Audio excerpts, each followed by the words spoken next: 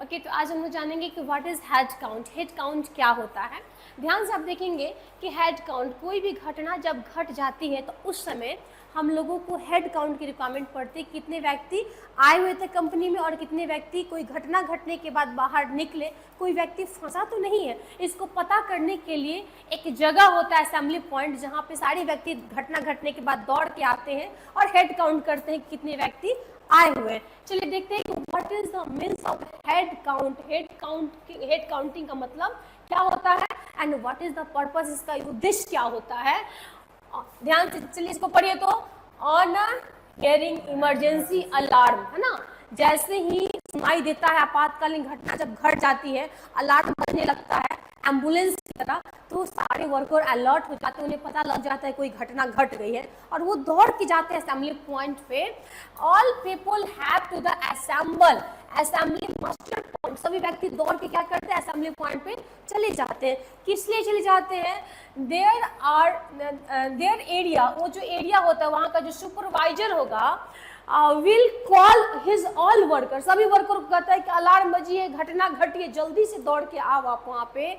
And with the attend, जो उसको attend करना पड़ता है ना, अटेंडेंस सीट जो होता है उससे कंफर्म होता है कि confirm that the nobody trapped, कोई व्यक्ति फंसा तो नहीं है।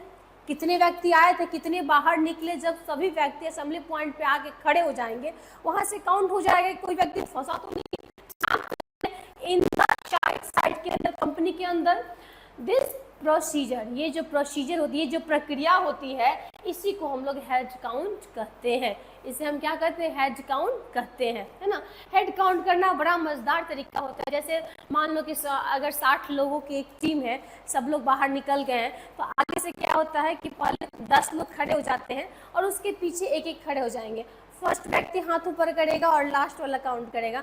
तो हम लोग क्या करते हैं, मल्टीप्लाई कर लेते हैं कि आगे अगर 10 खड़ा है ना, और उसके जो रो है ना, रो में 10 है और कॉलम में 6 है, तो 10 × 6 इज इक्वल टू कितना होता है, 60। तो हेड काउंटिंग में बहुत जल्दी हम बता देते हैं कि 60 लोग असेंबली पॉइंट पे खड़े हैं। अगर 62 व्यक्ति कंपनी के अंदर गए हैं तो 2 व्यक्ति फंसा हुआ है। ये हेड काउंट हमें सिखाता है असेंबली पॉइंट पे। तो वही चीज कर रहा है कि एक पर्पस, इसका उद्देश्य होता है, इसका मोटो होता है कि इंश्योर द ऑल वर्कर, जितने भी वर्कर कंपनी में प्रेजेंट थे इन असेंबली पॉइंट एरिया पे वो आए हैं ना, कोई छूटा तो नहीं है, दे आर सेफली, क्या हो गया जी, तो इवैक्यूएट हो गए हैं, बाहर निकल चुके हैं। आइडेंटिफाई टू द पर्सन, व्यक्ति को हम लोग आइडेंटिफाई कर पाते हैं कि if any body is trapped, कोई व्यक्ति फंसा हुआ है ना। जो 62 व्यक्ति आया था उसमें से मान लो कि 60 बाहर आ गया, तो 2 व्यक्ति ट्रैप क्या फंसा हुआ है, तो टेक द नेसेसरी एक्शन। अब उस समय क्या करेंगे, तो उस समय हमें रेस्क्यू करना होगा।